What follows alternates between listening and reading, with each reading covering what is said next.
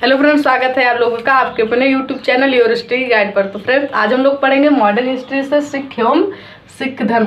Actually आप लोग सोच रहे होंगे क्या है मिडेवल हिस्ट्री का भाग है, तो जी नहीं, ये मॉडर्न हिस्ट्री का ही भाग है। जैसे हम लोगों ने पढ़ा था बंगाल विजय, मैसूर, और आने वाले वीडियोज में हम लोग मराठा को पढ़ेंगे।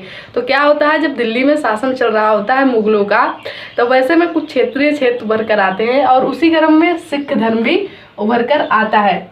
तो हम लोग महाराज रंजीत सिंह को समझने के लिए, बंदा बहादुर को समझने के लिए और आंग सिख युद्ध को समझने के लिए पहले इस पार्ट को पढ़ना बहुत ज़रूरी है। तो आज हम लोग इसे पढ़ेंगे। आने वाले वीडियोज में हम लोग आंग सिख युद्ध, महाराज रंजीत सिंह और बंदा बहादुर को पढ़ेंगे। चलिए अब पढ़ना हम लोग स्टार्ट करते हैं। तो फ्रेंड देखिए, सिख धर्म में सबसे पहले गुरु आते हैं, गुरु नानक देव।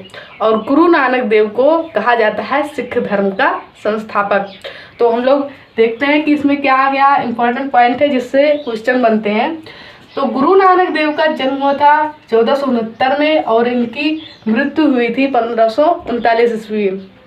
गुरु नानक देव का जन्म हुआ था 1469 में और इनकी मृत्यु हुई थी 1539 ईस्वी में। इन्हें सिख धर्म का संस्थापक कहा जाता है। ये सिख धर्म के संस्थापक थे।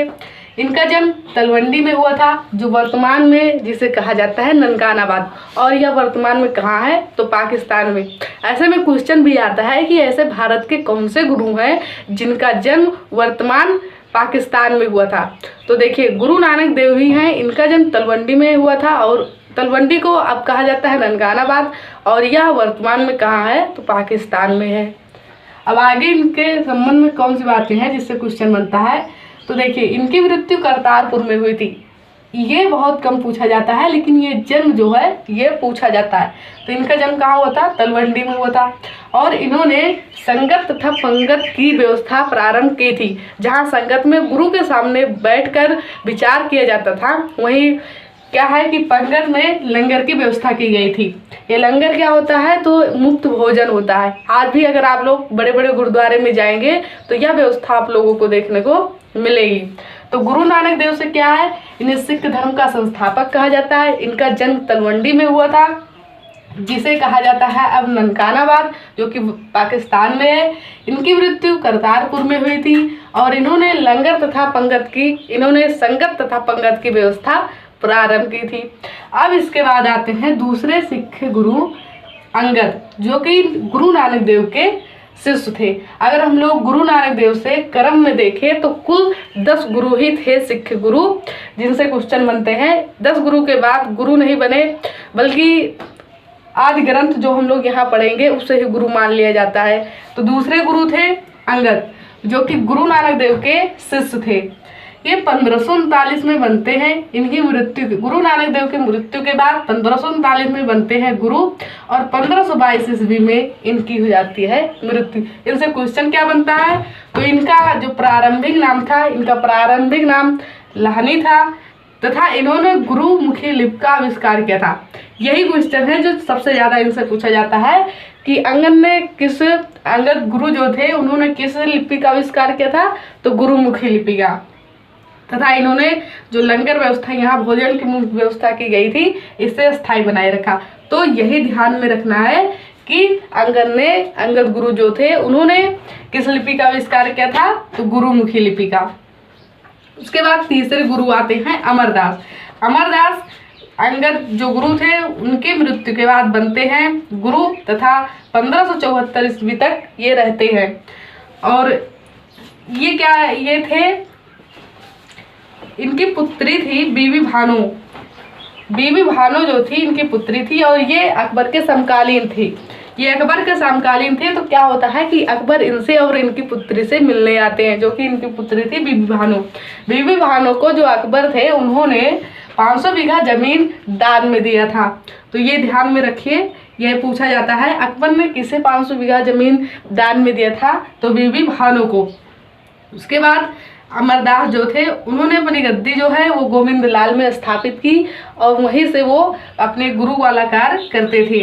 तो ध्यान में क्या रखना है कि अकबर के समकालीन थे। इनकी पुत्री बीबी भानो थी। अकबर ने बीबी भानो को 500 बीघा जमीन दान में दिया था तथा अमरदास ने अपनी गद्दी गोविंदलाल में स्थापित की और वहीं से वो अपना गुरु वाला कार्य करते थे। अब उसके बाद आते हैं 4th नंबर के गुरु रामदास, जो कि बीबी भानो के पति थे। जो बीबी भानो को 500 बीघा जमीन दान में मिली थी, उसमें रामदास ने क्या किया था, अमृतसर नगर की स्थापना की थी। और अमृतसर नगर का पुराना नाम जो था उन्होंने अपने नाम पर ही रामदास रखा था। तो ये ध्यान में रखना है कि अमृतसर नगर की स्थापना किसने की थी, तो रामदास ने की थी। और उसके बाद ये अपने पुत्र को ही अगला गुरु बनाते हैं और यहीं से सिख धर्म जो था ये पैतृक हो जाता है। तो अमृतसर नगर की स्थापना रामदास ने की थी और 1574 ईस्वी में ये बनते हैं गुरु तथा 1581 में इनकी मृत्यु हो जाती है। तो देखिए डेट सबका नहीं याद रखना है, डेट गुरु नानक देव का याद रखना है, उसके बाद आपको अर्जुन देव का, उसके बाद हम बताएंगे कि गुरु गोविंद सिंह का। डेट सबका नहीं पूछा जाता है, बस आप लोग समझने के लिए एक बार देख सकते हैं। उसके बाद आते हैं इनके पुत्र अर्जुन देव और इसे आप लोग VVI कर लीजिए, यहाँ से सबसे ज़्यादा क्वेश्चन पूछा जाता है। तो अर्जुन देव 1581 में रामदास की मृत्यु, अपने पिता रामदास की मृत्यु के बाद बनते हैं गुरु और 1606 ईस्वी तक ये गुरु रहते हैं। ये क्या करते हैं कि जो अमृतसर नगर की स्थापना रामदास जी ने की थी उसमें वो एक तालाब का निर्माण करवाते हैं और तालाब में ही गोल्डन टेम्पल उन्होंने बनवाया था। तो ये ध्यान में रखिए, क्वेश्चन पूछा जाता है कि गोल्डन टेम्पल किसने बनवाया था, तो अर्जुन देव ने बनवाया था। कहाँ बनवाया था, तो अमृतसर में बनवाया था। अमृतसर नगर में उन्होंने एक तालाब बनवाया तथा तालाब में ही एक गोल्डन टेम्पल बनवाया था।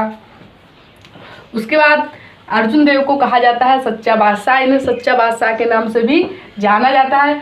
1604 ईस्वी में, ये ध्यान में रखिए, 1604 ईस्वी में आदि ग्रंथ की उन्होंने रचना की थी। 1604 ईस्वी में उन्होंने आदि ग्रंथ की रचना की थी तथा 1606 ईस्वी में जहांगीर ने मृत्यु दंड दे दिया था इन्हें। तो इन्हें मृत्यु दंड क्यों दिया था, तो जहांगीर के पुत्र थे खुसरो।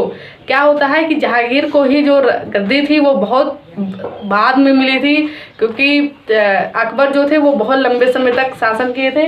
तो 1605 ईस्वी में जहांगीर को गद्दी मिली थी और 1606 ईस्वी में ही उनके पुत्र जो खुसरो थे वो विद्रोह कर दिए थे।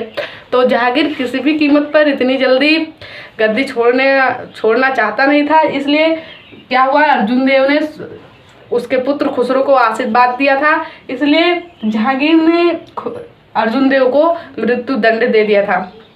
तो 1606 ईस्वी में जहांगीर ने अर्जुन देव को मृत्यु दंड दिया था। तो ये क्वेश्चन पूछा जाता है कि अर्जुन देव गुरु को किसने फांसी की सजा दी थी, तो जहांगीर ने। तो क्या क्या इसमें ध्यान रखना है, अमृतसर नगर में तालाब बनवाया था किसने, तो अर्जुन देव ने, तथा उसमें गोल्डन टेम्पल बनवाया था, तो किसने बनवाया था, अर्जुन देव ने। उन्हें सच्चा बादशाह कहा जाता है। 1604 ईस्वी में उन्होंने आदि ग्रंथ की रचना की थी तथा 1606 ईस्वी में जहांगीर ने उन्हें मृत्यु दंड दे दिया था। उसके बाद आते हैं 6ठे नंबर के गुरु हरगोविंद।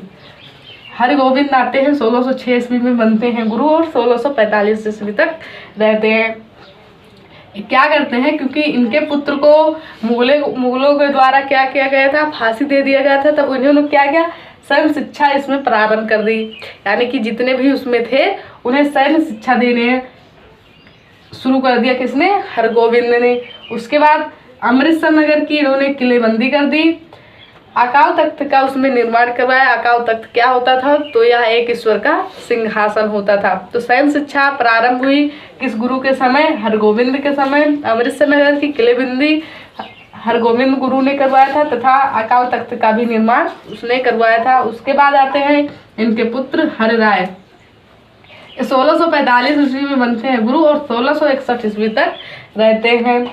दारा सिकोह को आशीर्वाद, ये दारा सिकोह कौन थे, तो ये शाहजहां के सबसे बड़े पुत्र थे। शाहजहां के दो सबसे बड़े पुत्र जो थे वो दारा सिकोह और सबसे छोटा पुत्र था औरंगजेब। इन दोनों के मध्य जो था वो गद्दी को लेने के लिए विवाद था।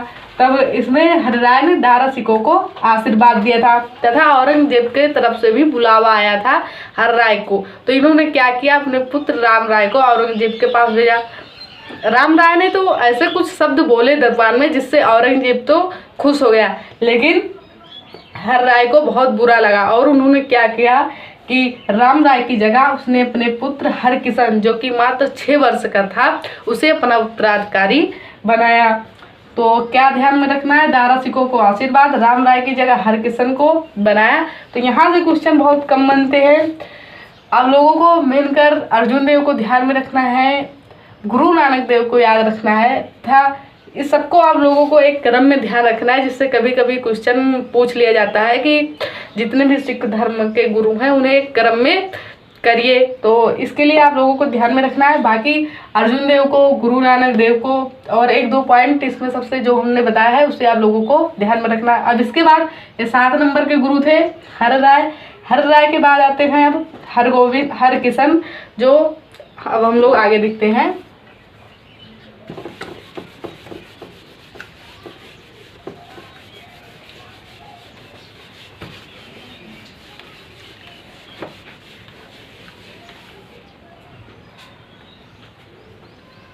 हरकिशन 8 नंबर के गुरु आते हैं हरकिशन।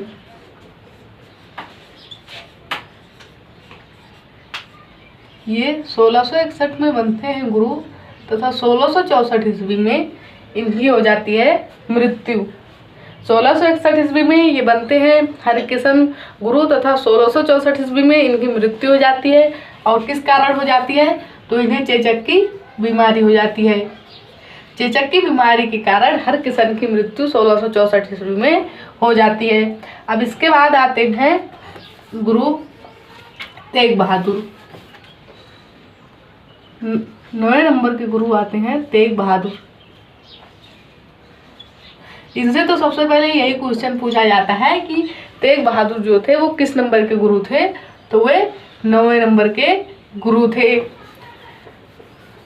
तेग बहादुर गुरु के 1665 ईस्वी से ये 1665 ईस्वी से 1675 ईस्वी तक ये गुरु रहते हैं। और देखिए ये औरंगजेब के समकालीन थे और आप लोग जानते ही हैं कि औरंगजेब अपनी धार्मिक कट्टरता के लिए ही बहुत प्रसिद्ध है।